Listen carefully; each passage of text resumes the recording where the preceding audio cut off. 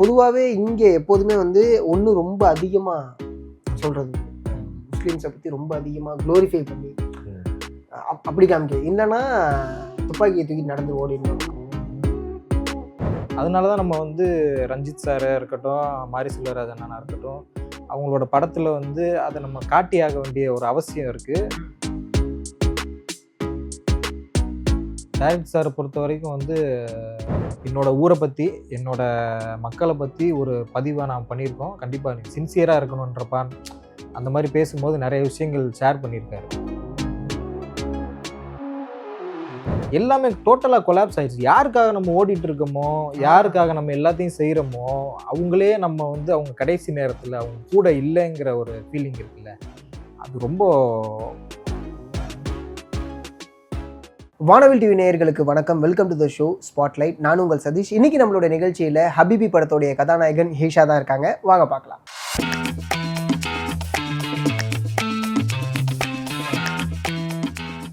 வணக்கம் ப்ரோ. வணக்கம். எப்படி இருக்கீங்க? நல்லா இருக்கேன்.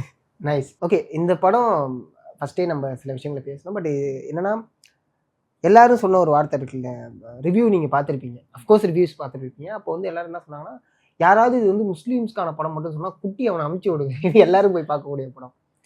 ஸோ அந்த ரெஸ்பான்ஸ் உங்களுக்கு எப்படி இருந்துச்சு?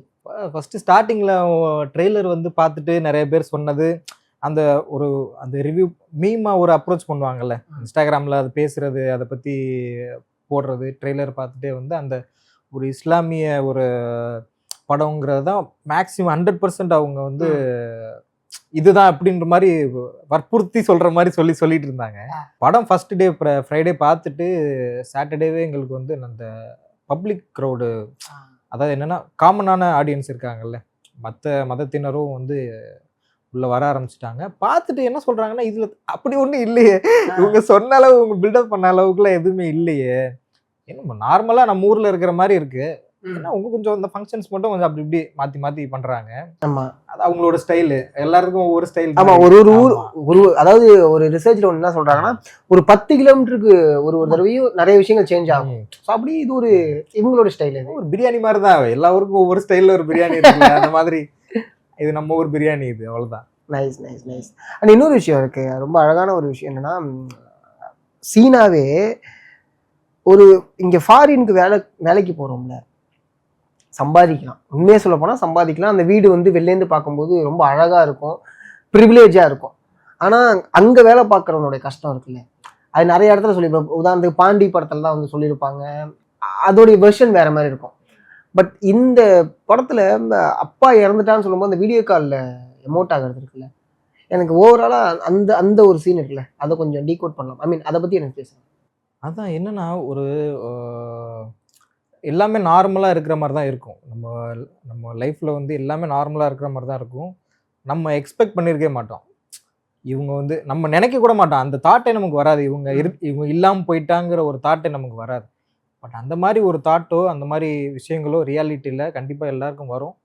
அப்படி ஒரு விஷயம் நடக்கும்போது வந்து நம்மளால் கூட இருக்க முடியலைங்கிற ஒரு ஏக்கம் இருக்குல்ல. நிறைய பேர் மெசேஜ் அனுப்பிச்சிருந்தாங்க.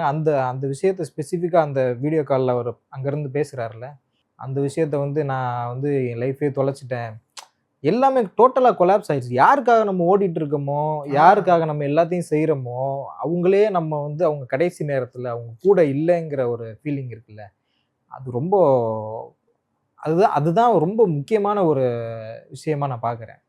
அது ரொம்ப அது வேற எதுவுமே இல்லை நமக்கு சாக்ரிஃபைஸ் பண்ணுறதுக்கு. அதையும் நம்ம சாக்ரிஃபைஸ் பண்ணுறோன்னா எதுக்கு நம்ம வாழணுன்ற ஒரு ரேஞ்சுக்கு நம்ம போயிடுவோம். கரெக்ட். ஆமாம். ஸோ அது எனக்குமே பர்சனலாக அந்த ஃபுல் சீக்வன்ஸுமே வந்து ரொம்ப படத்துலேயே நெருக்கமான சீக்வன்ஸ்னால் அந்த சீக்வன்ஸ் தான், ஒரு இறக்குற சீக்வன்ஸ் தான். ஏன்னா நீங்கள் சொன்னதில் ஒரு விஷயம் ஒன்று இருந்துச்சு, என்னன்னா நம்ம ஓடுறோம், யாருக்காக ஓடுறோம் அப்படின்னு கேட்டால் குடும்பத்துக்காக தான் ஓடுறோம். குடும்பத்துக்காக ஓடிட்டு மட்டுமே தான் இருக்கும். ப்ரெசன்ஸ் இருக்கான்னு கேட்டால் இல்லை. பணம் அனுப்புகிறோம், மாதம் ஆனால் ஐ மீன் அவங்களுக்கு பைசா அனுப்பிச்சி விட்டுறோம், அதை வச்சு வீடு கட்டுறதுங்கிறது வந்து ஒரு விஷயம் நடக்க ஆரம்பிக்கும். பொதுவாகவே ஃபஸ்ட்டு நிலம் வாங்குவாங்க, வீடு கட்டுவாங்க. ஸோ அதுக்கான ஒரு ஓட்டமாகவே இருக்கும். 2 வருஷம் 3 வருஷம் 4 வருஷம், சில பேர் 10-15 வருஷம்லாம் இருப்பாங்க. அவங்களுடைய அரைநூற்றாண்டு இதே காலியாக இருக்கும். இருந்தாலும் என்னடா பண்ணோன்னு கேட்டால் நம்மளோட ப்ரெசன்ஸ் இல்லை, தொலைச்சிட்டோம், முழுக்க அவனுக்கு போய் கொடுத்துட்டோம். இது ரொம்ப அழகாக ஹபிபி காமிச்சிருந்தது. அடுத்து ஒரு தொழில் அழியிறதுன்னு ஒண்ணு இருக்குல்ல, ஆமா. அந்த தொழிலை சார்ந்து இருக்கக்கூடிய குடும்பம் அதை எந்த அளவுக்கு டிபெண்ட் பண்ணியிருக்காங்க, அது இல்லைன்னா என்ன பண்ணுவாங்க? இப்ப உதாரணத்துக்கு ஒரு மீனவர் சமுதாயத்துல போயிட்டு நீங்க மீனே பிடிக்க விடாங்கன்னா அவங்க என்ன பண்ணுவாங்க? அவங்க எந்த தொழிலுக்கு போவாங்கங்கிற ஒரு கேள்வி. ஸோ அது இதுல ரொம்ப அழகா பிளேஸ் பண்ணியிருந்தாங்க. ஸோ எனக்கு அதை பத்தி சொல்லுங்க. மெயினான ரீசன் மாடர்னைசேஷன் தான். மிஷின்ஸ் வருது. மிஷின்ஸ் வர்றதுனால அவர் அதில் இன்புட் அவர் சொல்லியிருப்பாரு. தரவனார் சொல்லியிருப்பாரு, மிஷினில் கொடுத்தா செகண்டில் அது இது பண்ணி கிராஃப்ட் பண்ணி கொடுத்துருது, நீ என்னப்பா வந்து தப்பாக இது பண்ணிட்டு வந்திருக்கேன்ற மாதிரி சொல்லுவார். ஸோ அது ஒன்றுமே பண்ண முடியாது. நம்ம இப்போ டெவலப்மெண்ட் நோக்கி போகணுன்னா நம்ம அதெல்லாமே அடாப்ட் பண்ணி தான் ஆகணும். பட் அடாப்ட் பண்ண முடியாமல் பின்தங்கிய நிலையில் அதை வந்து ரொம்ப மனசுக்கு நெருக்கமாக அதை ஒரு தொழில் மாதிரியே பார்க்கல. அது அவரோட லைஃப். அது ஆமாம், அது ஒரு லைஃபே அவர் பிரித்து எடுக்கிற மாதிரியான ஒரு விஷயம்.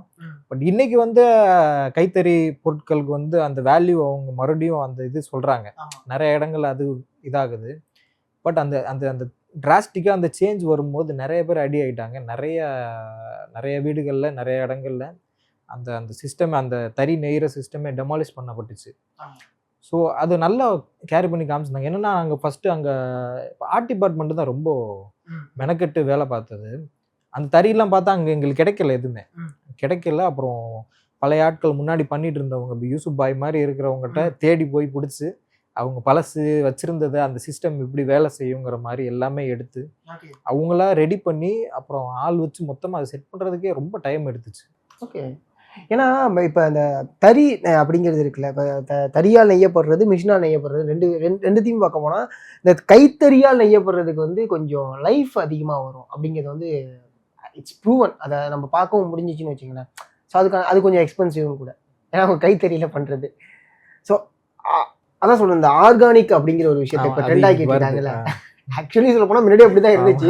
இப்போ ட்ரெண்டுக்காக கொண்டு வர ஆரம்பிச்சிட்டாங்க. இடையில கூட நான் ஒரு பருப்பு ஆடை பார்த்தேன், அதை போட்டால் பிரச்சனை ஆகும் தெரியல. அன்பாலிஷ்டு பருப்பு முன்னாடி அப்படிதான் இருந்துச்சு. அப்படிங்கிற பேர் தான் வச்சுக்கலாம். இதை ஒரு லவ் ஃபிலிமா கொண்டு போயிருந்துருக்கலாம். முழுக்க முழுக்க உங்களுக்கும் அவங்களுக்கு இருக்கக்கூடிய காதலா மட்டுமே காமிச்சிருந்துருக்கலாம். அப்படி காமிச்சிருந்தா இது ஒரு லவ் ட்ராமா, அவ்வளோதான். வேற எதுவுமே பேசலை அப்படிங்கிற மாதிரி. நிறைய பேரோட வேர்ட்ஸ் என்னவா இருந்துச்சு அப்படின்னா, ஒரு முஸ்லீம் யூடியூப்ல ஹிடன் கேமரா வச்சு எடுத்த மாதிரி இருந்துச்சு. படிக்கும்போது உங்களுக்கு தோணுச்சா? அது ஃபுல் ஸ்கிரிப்ட் நான் படிக்கல, என்னோட போர்ஷன்ஸ் தெரியும். அதுலேயே அந்த ஒரு முஸ்லீம் பையனோட அவங்களோட அந்த ஊரோட சேர்ந்து அவனோட ட்ராவல் பண்ணிட்டு அவன் கடைசியில் எந்த நிலைமைக்கு போய் நிற்கிறான்ற அந்த ரேஞ்ச் ஆஃப் ஸ்டோரி லைன் மட்டும் எனக்கு தெரியும். அங்கே இது ஃபுல்ல நேட்டிவிட்டியாக வந்ததுக்கு காரணம் வந்து மெயினாக ரைட்டர் தான். அமீன் சார், சமரசம் பத்திரிகையில் ஒர்க் பண்ண ரைட்டர் சார், அவரோட கதை தான், அவரோட சிறுகதையை தான் நாங்கள் இப்போ படமாக நாங்கள் அப்படியே இது பண்ணி டைரக்டர் சாராக அவங்களும் சேர்ந்து ஒர்க் பண்ணது. படிச்சிங்களா அதுக்கப்புறம் அந்த சிறுகதையை? நான் ஸ்கிரிப்ட் படிச்சுட்டேன், ஃபுல் ஸ்கிரிப்ட் நான் அதுக்கப்புறம் படித்தேன். படமும் பார்த்தாச்சு இல்லை. ஸோ அது வந்துருச்சு. சிறுகதை அவ்வளோ நோட் பண்ணி நுணுக்கமா உள்ள இறங்கல, நல்லா வந்துருந்துச்சு. என்னன்னா அவர் எழுதி அவரோட சப்போர்ட்ல அந்த ஊருக்குள்ள போய் அவர் இருந்ததுனால தான் நீங்க சொல்ற மாதிரி அந்த முஸ்லீம் வீட்டுக்குள்ள போய் எடுத்த மாதிரி இருக்கு. ஏன்னா மசூதியில அப்புறம் அந்த ஏரியாஸ் எல்லாம் போயிட்டு உங்களால நார்மலா கேமரா எடுத்துட்டு போய் நீங்க ஒரு டாக்குமெண்ட்ரி எடுக்க போனாலுமே உங்களை உள்ள விட மாட்டாங்க.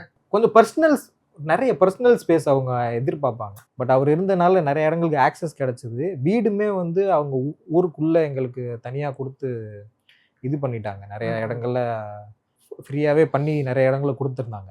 ஸோ அதனால தான் அந்த ஊரோட அந்த நேச்சர் வந்து எங்களுக்கு கிடைச்சது. ஆக்சுவலாக அது ரொம்ப முக்கியம் கூட. ஏன்னா இதை ஒர்க் அவுட் பண்ணியிருந்தா சீட் கூட பண்ணியிருந்தாங்க. சீட் பண்ணியிருந்தா என்ன இருக்குன்னா, ஹபிபின்னு ஒரு படம் வந்துச்சுங்கிற மாரி ஆயிருந்திருக்குமோ பேபி. ஓகே.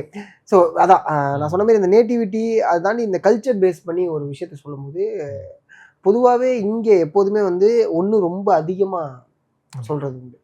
முஸ்லீம்ஸை பற்றி ரொம்ப அதிகமாக க்ளோரிஃபை பண்ணி அப்படி காமிக்க, இல்லைன்னா துப்பாக்கியை தூக்கி நடந்து ஓடிடணும், அப்படி இல்லைன்னா இந்த புகை போடுற பாய், கறிக்கடை பாய். ஸோ இந்த விஷயன்ஸை மட்டும்தான் முஸ்லீம்ஸ் அப்படின்னாலே காமிப்பாங்க.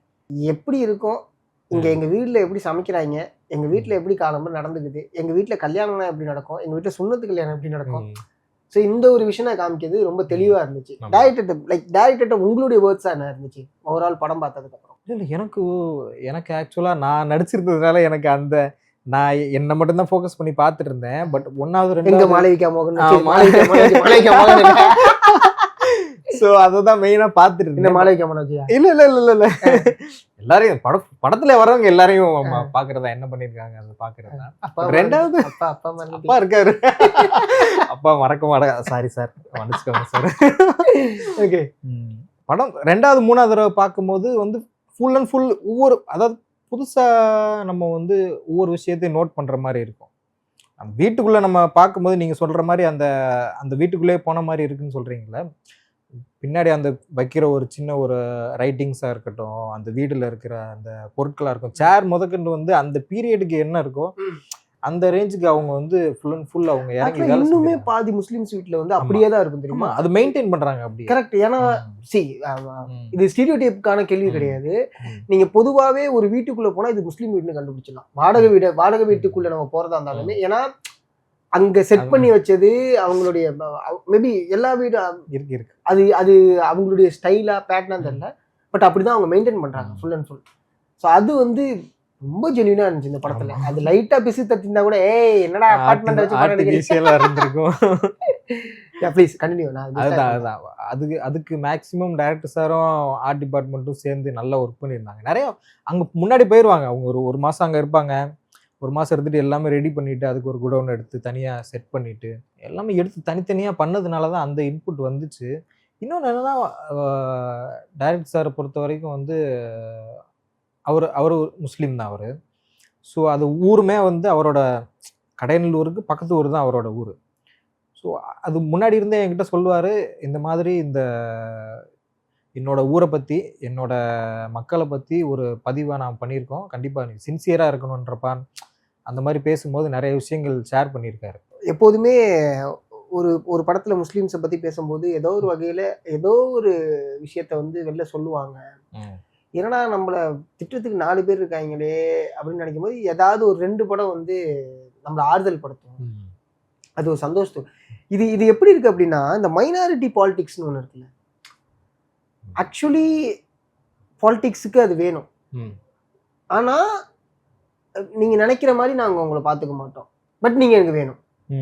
ஸோ அப்படிங்கிற ஒரு ஜோனுக்குள்ள இருக்கிறதுனாலயோ என்னவோ தெரியல, எல்லா இடத்துலையுமே நாங்க இப்படி இருக்கோம்னு சொல்றதுக்கே ஒரு பெரிய முயற்சி பண்ண வேண்டியதா இருக்குல்ல. பொதுவாகவே நாங்க இப்படி கிடையாது, நாங்க இப்படி இருக்கோம், நாங்களும் இப்படிதான், நாங்களும் எங்க வீட்லயும் இப்படி நடக்கும் அப்படின்னு சொல்றதுக்கு ஒரு பெரிய முயற்சி பண்ண வேண்டியதா இருக்குல்ல. அதான் இப்போ ஆக்சுவலா என்னன்னா, நார்மலா எல்லா இடங்கள்ல இருக்கட்டும், அரசியலா இருக்கட்டும், நம்ம எப்பயுமே வந்து ஒரு லெஃப்டிஸ்ட் ஐடியாலஜியில தான் நம்ம மூவ் பண்ணணும். அதுதான் வந்து முக்கியம். நம்ம என்னன்னா, நமக்கு இல்லாத முடியாத விஷயங்கள் அந்த மக்களுக்கு நம்ம வந்து சப்போர்ட்டிவாக தான் என்றைக்குமே நம்ம இருக்கணும். அப்படி தான் இருந்திருக்கு. திராவிடியன் மாடல் எல்லாமே, ஐடியாலஜி எல்லாமே அப்படி தான் இருந்திருக்கு. இன்னைக்கு என்னன்னா வந்து, என்னதான் அந்த மாதிரி இருந்தாலுமே அவங்களுக்கு வந்து ஒரு பவர் சென்டரில் நமக்கு ஒரு வேலை நமக்கு அவங்களுக்கு ஃபிக்ஸ் பண்ணுறதா இருக்கட்டும். இன்னைக்கு 2-3 அமைச்சருக்கு அவங்க கொடுத்துருக்காங்க. ஆமாம் அது கொடுத்துருக்காங்க. அதெல்லாம் ரொம்ப பெரிய விஷயம். அது நார்மலாக நடக்காது. ஸோ அவங்களையும் எடுத்துகிட்டு வரணும், அவங்களுடைய வாய்ஸ் அவுட் பண்ணணுன்றதுக்கு வந்து அரசியலை தாண்டி சினிமா வந்து மெயினான மீடியமாக இருக்குது. அதனால தான் நம்ம வந்து ரஞ்சித் சாராக இருக்கட்டும், மாரி செல்வராஜ் அண்ணனா இருக்கட்டும், அவங்களோட படத்தில் வந்து அதை நம்ம காட்டியாக வேண்டிய ஒரு அவசியம் இருக்குது. அதையுமே மக்கள் லைக் பண்ணுறாங்க. பட் அந்த படங்கள்லாம் வந்ததுக்கப்புறம் ஒரு ரெவல்யூஷனாக அவங்களுடைய பார்வையே மாறி இருக்குன்ற ஒரு ஃபீலிங் இருக்குது. ஸோ அதில் ஹபீபியும் வந்து நம்ம முஸ்லீம் மக்களையும் அவங்களுடைய விஷயங்களையும் அவங்களுடைய அந்த காமனான விஷயங்களை எல்லாரு கூடயும் கம்பைன் பண்ணி நாங்களும் ஒன்று தான்ற ஒரு மனநிலையை கிரியேட் பண்ணுறதுக்கு ஹபீபி வந்து ஒர்க் பண்ணியிருக்கீங்க.